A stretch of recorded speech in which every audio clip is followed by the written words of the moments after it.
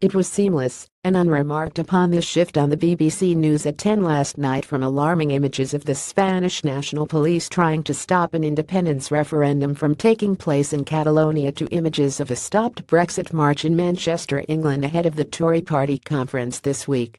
They looked different, and of course they were different.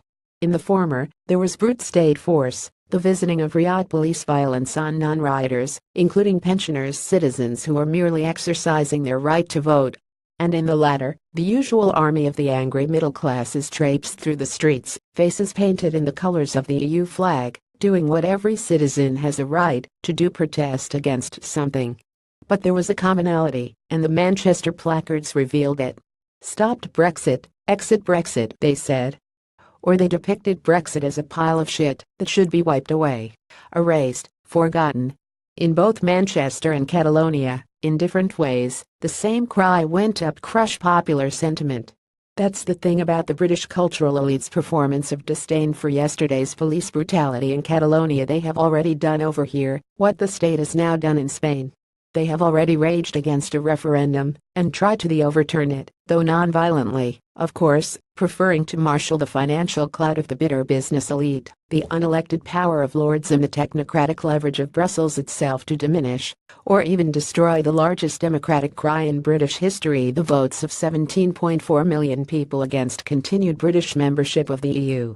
And where the Spanish state seeks to curtail popular sentiment before it is expressed, the British elites, who rage against what Labour MP David Lammy called the madness and nightmare of the EU referendum result, seek to curtail it after it is expressed.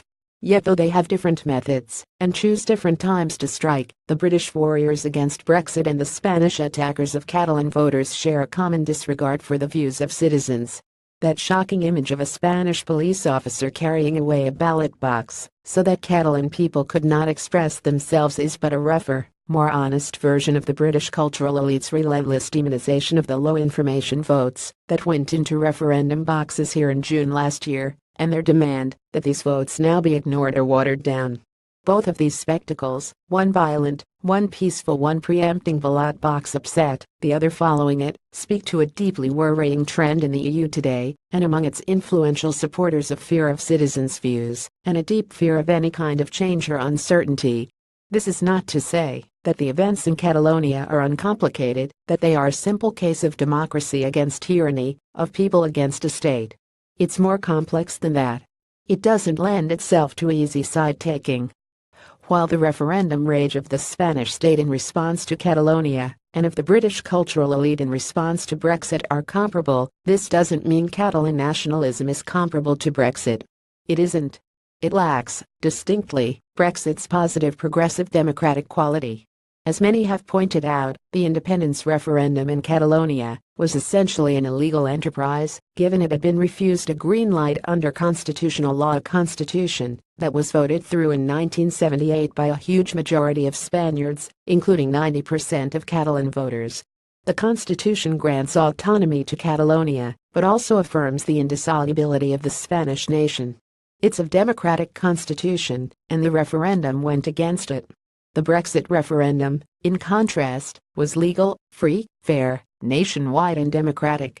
What's more, Catalan nationalism has always been more separatist than democratic, a largely, though not always, middle-class cry for the protection of the region's economic privileges against the rest of Spain, and what Catalan independence leaders often view as Spain's culturally backward, politically unenlightened inhabitants. Catalan nationalism has an element of agitation with immigrant workers too. Where Brexit was a clear and historic assertion of the right of popular sovereignty against a technocratic oligarchy, a strike for sovereign state integrity against the elitist trend for corroding the idea of the nation in the name of a hollow cosmopolitanism, Catalan nationalism is an often elitist-sounding cry against democratic nationhood, the democratic nationhood of Spain, in favor of carving out a special, privileged, apparently more worldly new statelet. This is why it appeals to disconnected soft leftists in Britain, including many Corbynistas, who likewise find themselves increasingly distant from the idea of the nation, unaware that this really expresses their distance from what the nation contains of sovereign people, a mess whom much of the left now finds inscrutable.